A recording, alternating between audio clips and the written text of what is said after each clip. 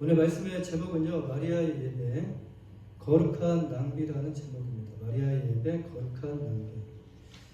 오늘 예배에 대해서, 지난주에는 우리가 전도에 대해서 우리가 함께 나눴는데, 지금 이 말씀은 작년과 계속해서 이어지는 말씀입니다. 요한복음 12장, 요한복음에 대한 전체적인 말씀인데, 12장 말씀으로 계속해서 이어지는 말씀입니다. 그 예배에 대해서 본문 말씀을 중심으로 함께 또 생각해 보고자 하는데요. 우리는 매 주일날 오후에 1시에 코발리스 한인교회라는 공동체의 이름을 가진 이 교회 안에 함께 모입니다. 무엇을 위하여 모이냐면 예배를 드리기 위해서 우리가 함께 모입니다. 이 안에는요, 우리가 지금 모여있는 목적이 무엇인지 분명하게 나타나 있어요. 교제도 있습니다. 교제도 있죠. 사랑의 교제도 있어요. 그러나 지금 우리가 모인 목적의 주된 목적은 무엇이냐? 교제가 목적이 아니라 하나님을 예배하는 것이 목적이에요. 하나님을 예배하는 것이 목적이다. 우리가 함께 모인 목적은요, 예배하기 위함이에요. 예배하기 위함. 누구를 예배하기 위함입니까? 하나님을 예배하기 위함이에요. 사랑하는 여러분, 지금 우리가 모인 목적이 이것이 혹시 맞다고 생각하십니까? 동의하십니까? 지금 우리의 모인 목적이 이것이 맞다라고 이렇게 동의하십니까? 그럼 우리는요, 이 시간 헛되이 돌아가지 않게 하기, 이 예배 시간이 헛되이 돌아가지 않게 하기 위해서 어떻게 우리가 해야 되냐면 하나님을 예배하는 데에 힘을 쓰셔야 돼요. 하나님을 예배하는 데 힘을 쓰셔야 돼요. 하나님께서 우리의 예배를 받으실 수 있도록 우리의 예배가 부족하지만 하나님께서 우리의 예배를 받으실 수 있도록 우리의 마음과 뜻을 다하고 우리가 할 수 있는 그 최선을 다하여 하나님을 예배해야 합니다. 이것이 바로 우리가 하나님께 드려야 하는 예배입니다. 그렇다면 우리가 하나님께 드리는 이 예배는 무엇을 의미하는 것일까요? 예배가 도대체 무엇을 의미하는 것일까? 알고 우리가 예배를 드려야 될 거 아니에요, 그렇죠? 알고 그 웨스터민스터 그 소요리 문답에 보면요, 하나님을 영화롭게 하고 그리고 그분을 영원히 즐거워하는 것이다라고 말을 해요. 그분을 영원히 즐거워하는 것. 그러니까 지금 이 예배의 자리가 하나님을 영화롭게 하는 자리, 그리고 그분으로 인해서 우리가 영원히 즐거워하는 자리가 바로 예배의 자리예요. 예배는 다시 말해서요, 하나님께 엎드려서 우리가 하나님께 엎드려 경배하고 동방박사 세 사람이 예수님 앞에 엎드려 경배하며 절하며 예배했던 것처럼 하나님께 엎드려 경배하고 하나님의 이름을 높이고 하나님께서 행하신 일들을 찬양하는 그 행위가 바로 예배입니다. 예배는 예배자가 아니라, 지금 우리가 드리는 예배자가 아니라 어디에 초점을 맞추셔야 되냐면 하나님께 전적으로 초점을 맞춰야 되는 것이 바로 예배예요. 또한 예배는요, 우리의 전인격을 통해서 하나님의 존귀와 존전 앞에 마음과 정성과 뜻을 우리의 행위에 담아서, 지금 우리가 찬양하고 일어서서 박수치며 우리가 기쁨으로 춤을 추며 이렇게 찬양하는 것, 우리의 행위에 담아 드리는 예식이 바로 예배입니다. 지금 우리가 드리는 예배가 바로 이 의미가 담긴 예배가 되어야 한다는 말씀입니다. 우리는 하나님께 예배를 드릴 때 하나님께서 기뻐하시는 예배가 무엇인가를 날마다 고민하며 매주마다 그것을 생각을 하며 예배를 드리셔야 돼요. 요한복음 4장 24절 말씀에서 예수님은요, 하나님은 영이셔요. 하나님은 영이신데 육체가 아닙니다. 영이시니 예배하는 자가 영과 진리로, 우리가 지금 육체로 예배를 드리고 있지만 우리 안에 있는 영으로 하나님께서 우리를 살리신 그 영으로 영과 진리로 예배할지니라 라고 말씀을 하십니다. 그렇습니다. 우리는 하나님을 예배할 때 어떻게 예배를 드려야 되냐? 정말 영과 진리로 예배를 드리셔야 돼요. 그래서 주일날 전에는 항상 토요일날 같은 경우 우리가 항상 예배 전에 그 하루는 깨끗하게 정결하게 하나님께 나아가기 위해 준비하시는 시간이 되셔야 돼요. 여기서 영은요 단순히 의식과 의례라는 보이는 그런 형식에만 집중하는 것이 아니라 형식도 중요합니다. 형식 합당한 마음의 자세로 하나님께 올려드리는 예배를 의미를 해요. 근데 내 마음에 정성이 있다면 형식은 당연히 뒤따라오겠죠. 내 마음이 하나님을 예배하고자 하는 그 마음이 있다면, 근데 그 마음이 그냥 마음이 아니라 정말 준비된 그 예배를 하나님께 드리고자 하는 그 마음이 있다면 형식은 당연히 뒤따라오게 된다는 거예요. 형식도 잘 갖춰져야 하지만 여러분 형식뿐만 아니라 하나님을 대하는 마음의 자세도 그만큼 중요하다라는 말씀입니다. 또 그 뒤에 이어지는 말씀을 보면 진리로 예배할지니라. 진리란 무엇이죠? 진리. 이것은 진리 대신 하나님의 말씀을 의미를 해요. 하나님의 말씀. 하나님께서 하나님의 말씀인 성경 안에 자신의 모든 것을 몸소 드러내신 그 하나님에 대하여 우리가 그 말씀 안에서 그 말씀을 근거로 그 말씀을 기준으로 하나님을 예배하는 것을 의미를 해요. 그렇다면 누가 예배할 수 있을까요? 누가? 예배의 자리에는요 누구나 다 올 수 있어요. 예배의 자리에는 누구나 다 올 수 있지만 그렇다고 해서 다 또 예배할 수 있는 것은 아니에요. 예배를 하면서 예배를 드리면서 예배를 본다라고 하시는 분도 계신데 예배를 드리는 겁니다. 예배를 하나님께 드리는 거예요.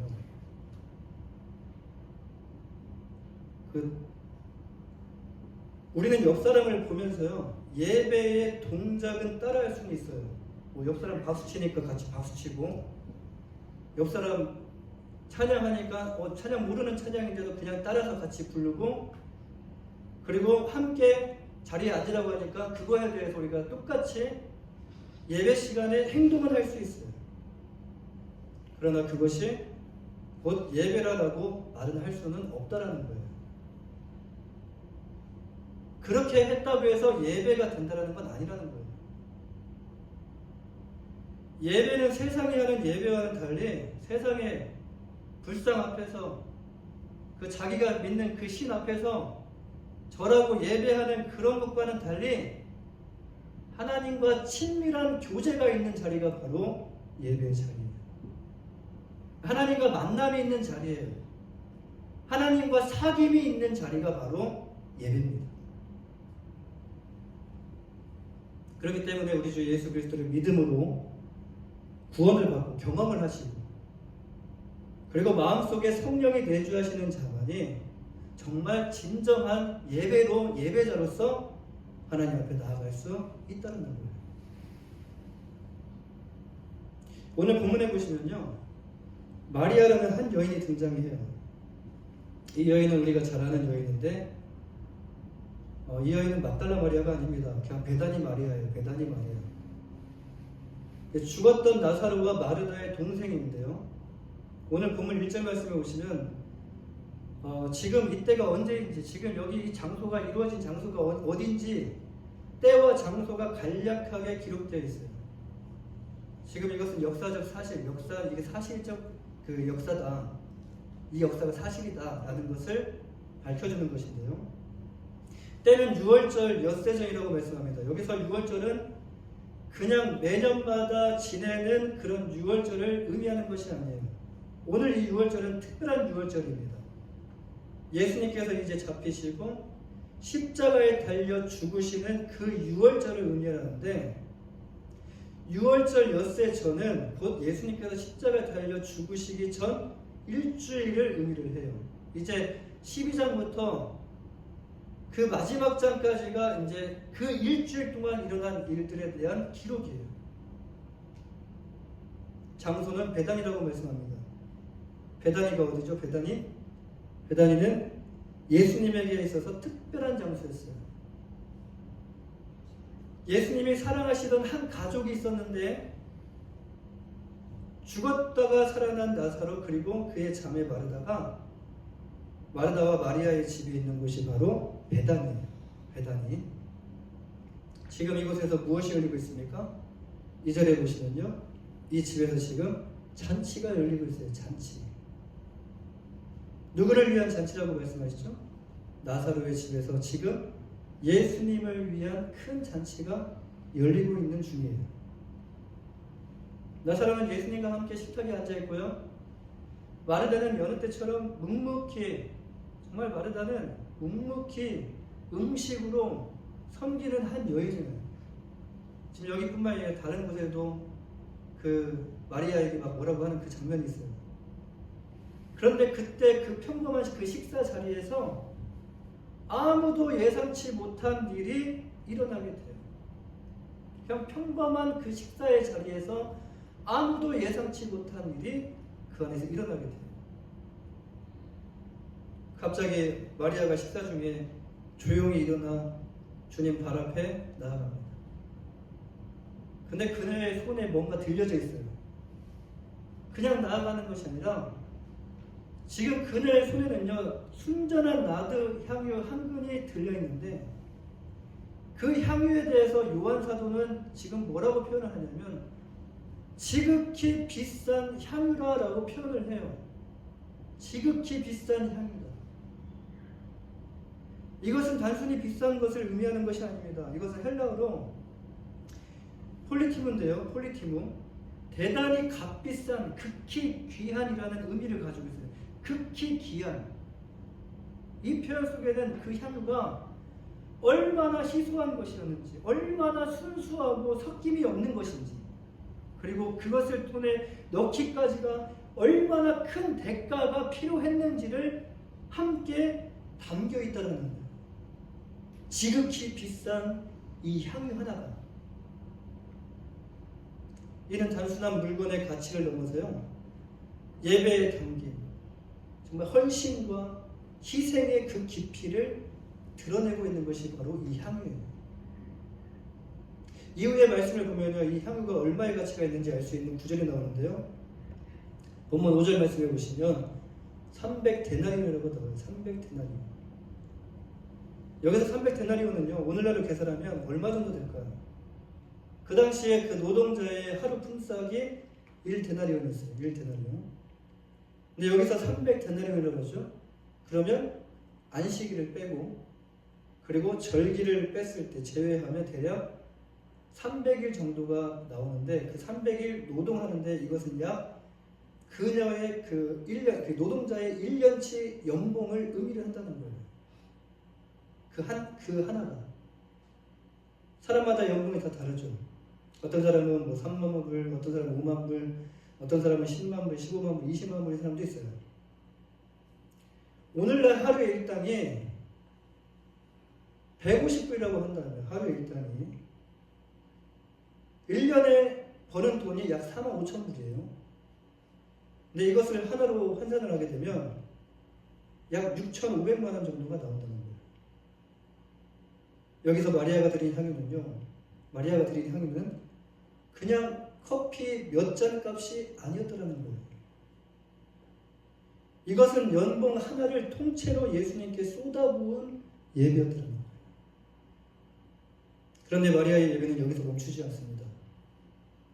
그리고 마리아는 자신의 머리카락으로 묶였던 자신의 머리카락을 풀어헤치고 자신의 머리카락으로 예수님의 발을 닦아드리기 시작을 해요.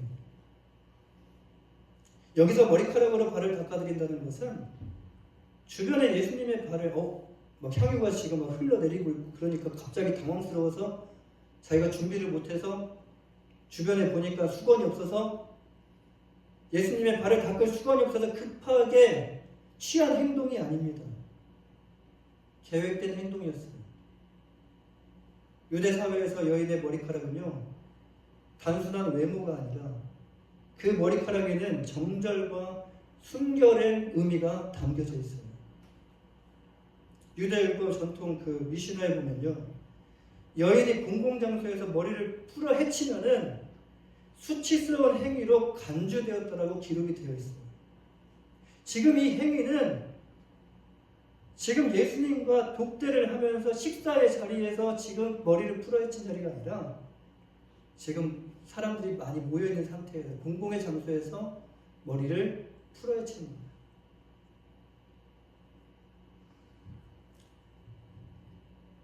그 자리에서 마리아가 머리를 푼다는 것은요, 자신의 체면을 포기를 했다는 거예요. 그리고 평판을 감수를 했고, 그리고 저들이 오해를 할 각오까지 한 행동이었어요. 여기서 마리아가 예수님의 발을 닦아드린 것은 예수님을 높이고 자신은 낮아지고 자신을 가장 낮추는 주님께 드리기 위한 최선의 예배의 행위였더라는 거예요. 자, 그렇다면 마리아는 왜 이런 선택을 한 것일까요? 갑자기 자신을 포함한 그 모든 누구보다도 예수님을 사랑하는 그 마음이 있었기 때문에 이 행동을 선택을 했던 것이에요. 다른 이유가 없잖아요. 여러분, 마리아의 행동에 대해서 어떻게 생각하십니까? 이제 사람들의 반응을 한번 우리가 살펴보면 사람들은요, 지금 말은 하고 있지 않지만 마리아의 이해할 수 없는 행동에 대해서 지금 뭐라고 생각했을까? 지금 글로써 이것이 기록되어 있지 않지만, 말은 하지 않지만, 그 1년 동안 벌어야 얻을 수 있는 그 가치, 말은 하고 있지 않지만 지금 마리아가 하는 행동이 낭비라고 생각했을 거예요. 이제는 그거 한 번 쓰면 끝나잖아요.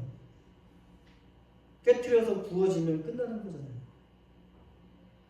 여기서 침묵을 깨는 한 사람의 목소리가 등장을 합니다. 본문 4절과 5절 말씀을 보시면 제자 중 하나로서 예수를 잡아줄 가룟 유다가 말하되 이 향유를 어찌하여 300데나리온에 팔아 가난한 자들에게 주지 아니하였느냐. 이 말은 곧 이 향유를 예수님 발에 낭비하지 말고 팔아서 가난한 자들에게 주었으면 더 좋았을 텐데 라고 그를 비난하는 거예요. 말은 그렇듯하게 잘합니다. 이것은 합리적이고 정말 합리적이죠. 그리고 신앙적으로도 맞는 말처럼 들려요. 틀린 말이 없어요. 하지만 요한 사도는 바로 그 다음 구절에서 지금 유다가 어떤 속내를 가지고 있는지,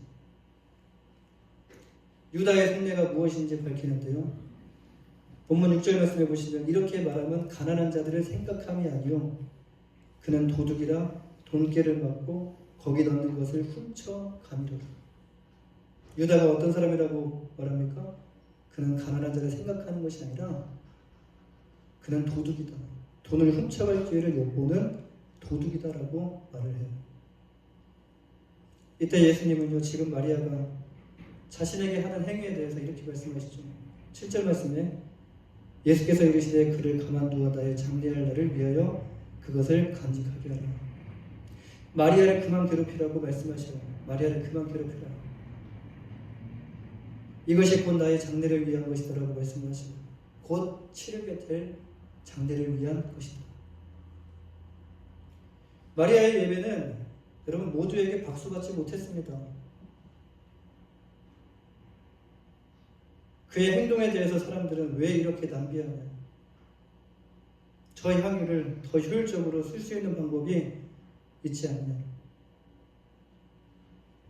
라고 반응을 했어요.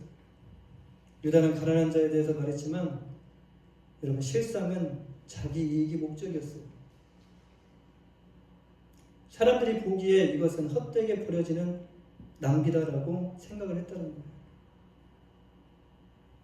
그런데 이것은 사라지는 낭비가 아니었어요.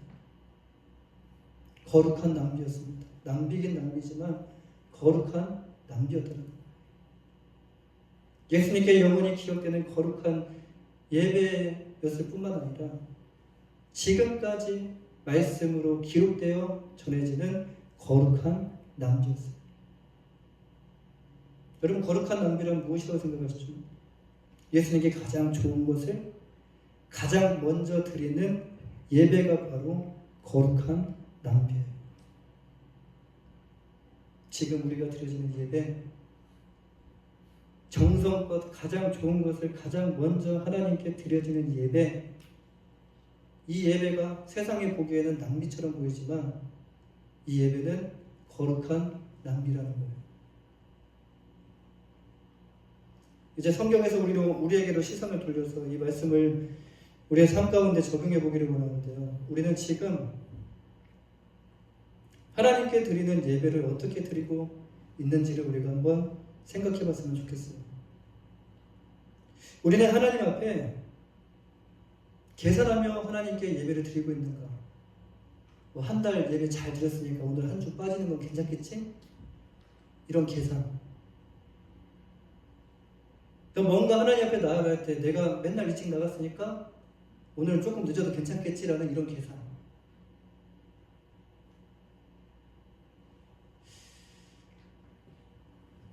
우리는 어떤 예배를 드리고 있는가? 우리는 하나님 앞에 계산하며 하나님 앞에 나아가며 예배를 드리고 있는가? 아니면 마리아와 같이 생각 없이 그냥 오직 주님께 초점을 맞추며 주님을 사랑하는 그 마음 하나로 향유를 깨트리며 아까워 이게 아니에요. 향유를 깨트리며 반절만 드린 것도 아니에요. 한 방울도 아끼지 않고 사랑으로 쏟아부었던 마리아와 같이 지금 우리의 예배가 그렇게 하나님께 올려드리고 있는가?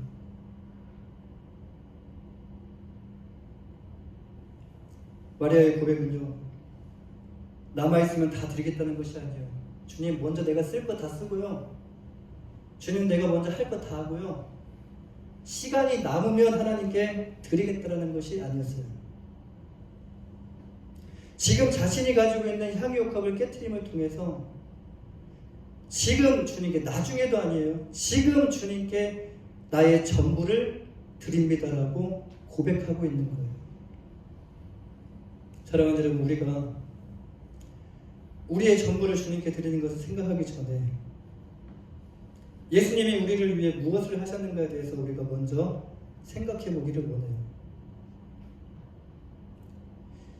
우리는 죄로 인해서 죽을 수밖에 없는 죄인이었어요. 이 죄인이라는 단어에 대해서 거부하시는 분도 계시지만 죄가 우리가 생각하기에 크고 작은 죄를 떠나서 내가 그렇게 큰 죄를 지었다고, 크고 작은 죄를 떠나서 죄를 지으면 뭐예요? 죄인이에요. 거짓말을 해도 죄인이에요. 그 기준이 우리가 생각할 때 작다 크다라는 것을 이렇게 비교를 하는 것뿐이지, 작은 죄를 지었으나 큰 죄를 지었으나 다 죄를 지으면 죄인이에요. 성경의 죄의 값에 대해서 이렇게 말씀합니다. 자, 우리는 죄인입니다. 큰 죄를 지었던 작은 죄를 지었던 우리는 죄인이에요. 근데 성경에서 죄의 값에 대해서 이렇게 말씀하셔요. 죄의 값은 사망입니다. 그럼 큰 죄를 지었던 작은 죄를 지었던 그 모든 죄는 다 값은 뭐예요? 사망이라는 거예요. 그렇습니다. 죄의 값은 죽음이에요. 여기서 죽음은 육체의 죽음을 의미하는 것이 아닙니다. 영원한 죽음을 의미하는데, 여러분, 죄가 해결되지 않으면, 이 죄가 우리가 살아생전에 해결되지 않으면 육체의 죽음과 동시에 우리는 영원한 죽음으로 들어가게 된다는 거예요. 여기서 영원한 죽음은요, 곧 성경에서 지옥이다라고 말씀하셔요. 영원한 죽음.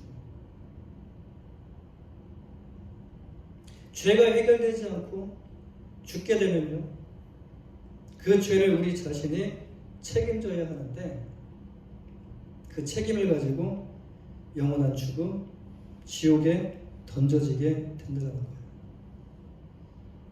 사람들은요, 육체의 죽음 이후에 자신이 책임져야 하는 것이 무엇인지 알지 못하기 때문에, 알지 못하니까 사람들이 그래 내가 책임질게 이렇게 하잖아요.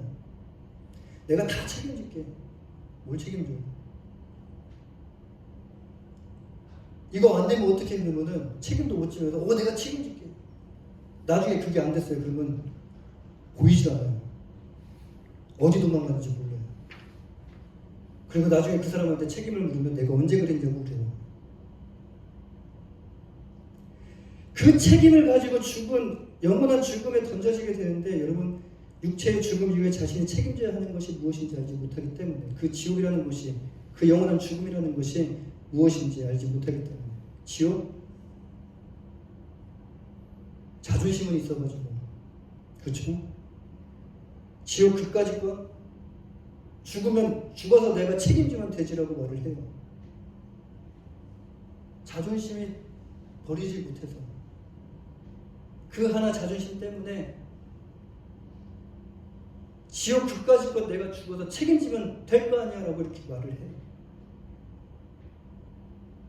그런데 여러분, 우리가 책임질 수 있는 죄였다면, 한번 생각해 보십시오. 우리가 책임질 수 있는 죄였다면 예수님께서 성육신 하셔서 불편한 인간의 몸을 입고 이 땅에 오셔야 될 이유가 과연 있으셨을까요? 만약 그 죄를 우리가 책임질 수 있었다면, 작은 죄 하나라도 우리가 책임질 수 있었다면 예수님께서 이 땅에 오셔야 할 이유가 과연 있었을까?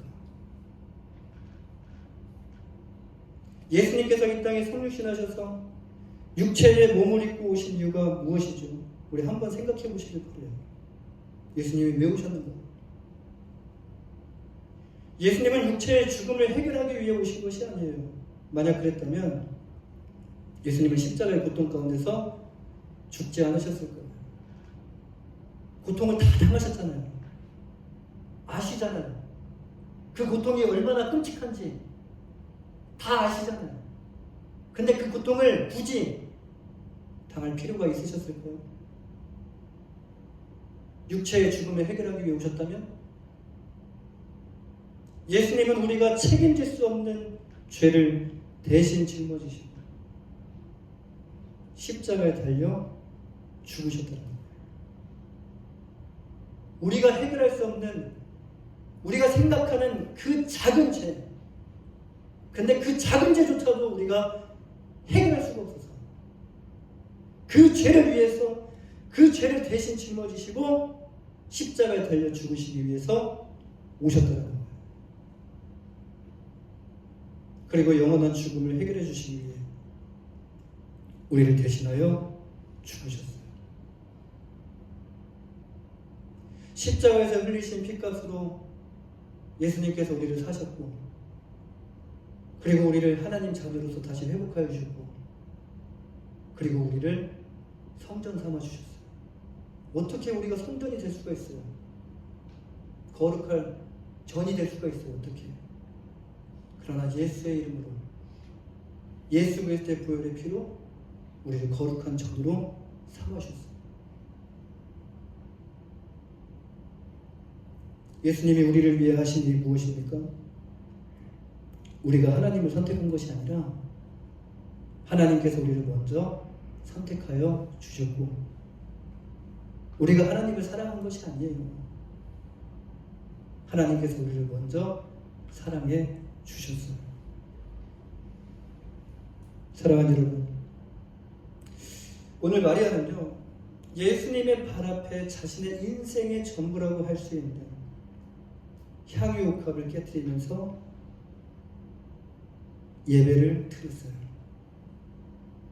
오늘 예배가 우리에게 있어서 마지막 예배라고 한번 생각을 해보세요. 다음 주에 예배를 드릴지 안 드릴지 몰라요. 어떤 일이 일어날지 몰라요. 전쟁이 터질지도 몰라요. 지진이 일어날지도 몰라요. 쓰나미가 올지도 몰라요. 여기는 토네이도가 오는 장소가 아닌데 갑자기 토네이도가 올지 몰라요.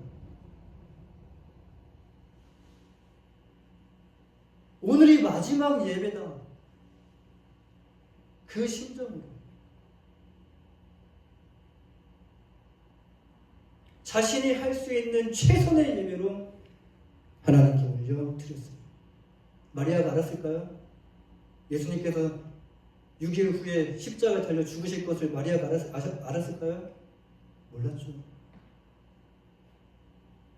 또 만나겠지라고 생각했을까요? 생각했어요.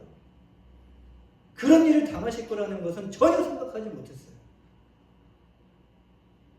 그런데 6일 후에 갑자기 예수님이 목요일 밤에 잡히셔요. 그리고 신속하게 진행이 돼요. 그리고 어느 날 갑자기 한 날에 예수님께서 십자가 달려 죽으셨어요.